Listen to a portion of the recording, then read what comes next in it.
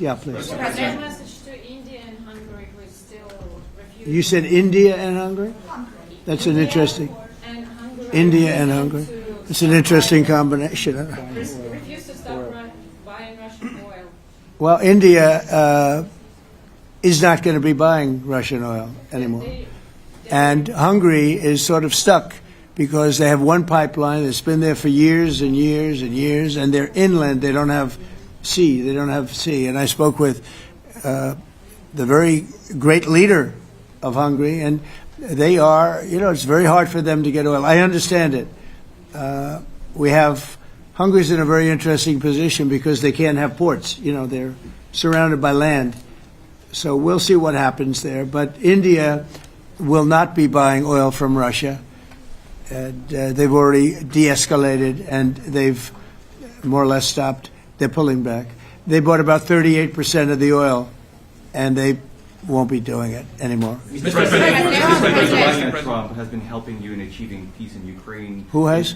First Lady Melania Trump Yeah. has been helping in returning abducted Ukrainian children from Russian captivity. President Zelensky, do you appreciate those efforts? How do you assess them? And did you ask her to step in and to help you? No, she wanted to do it. She felt very strongly about the children, and she's done a really good job, I think, in bringing it to the fore. We have a lot of children involved. Now, it's some people say it's 20,000, and some people say it's 300.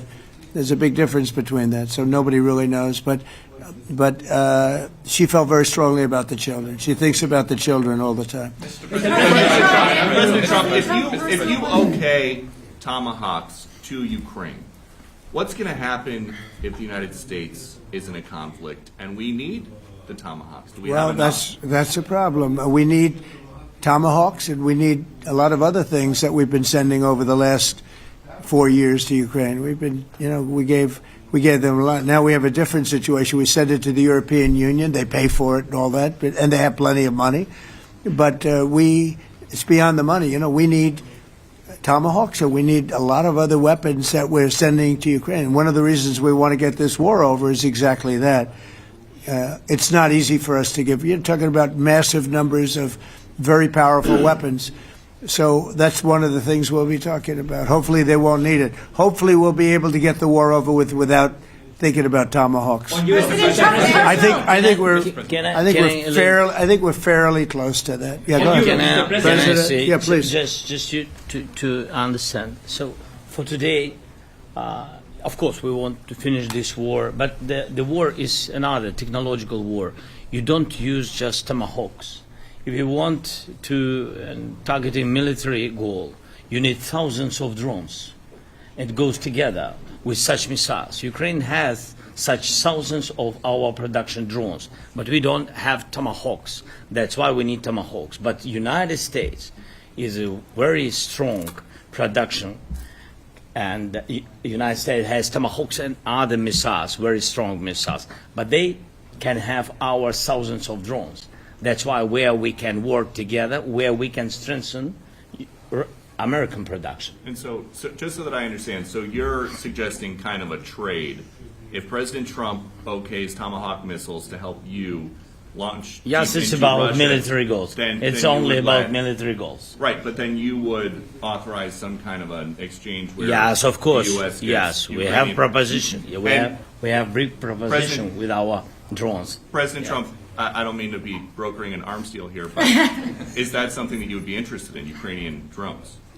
We are, yeah, we would. We have a lot of drones right now. We build our own drones, but we also buy drones from others, and they make a very good drone. I mean, drone warfare has really come to the fore over the last couple of years because of this war. I will say, there's nothing like the jets. We knocked out a lot of drones in Israel. We were knocking them out for Israel, and we were doing it with extremely fast and powerful jets, following the drones and knocking the hell out of them. So, we know a lot about the drones, and we know a lot about the great jets, the great ones. The ones, and the B-52s, which were totally they were stealth. They were undetectable. So we have a lot of different weapons.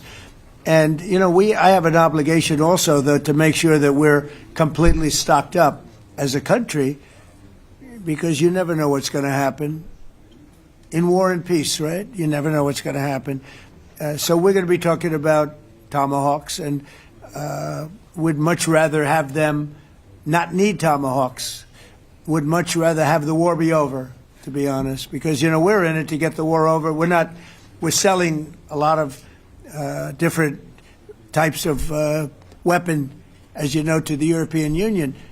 We're not in it for that. We're in it to get it over. We're losing thousands of people a week, thousands of people, Russian, Ukrainian, and mostly soldiers. I mean, mostly soldiers. But we're in it to see that end. And if we can end quickly, and I think we can. I mean, I had a very good talk yesterday. We're going to be talking about it. But I had a very productive talk yesterday with President Putin. We'll see what happens. But the war in the Middle East was far more complicated. We got that one done. And I think we have a good chance. I think President Zelensky wants it done, and I think President Putin wants it done. Now all they have to do is get along a little bit.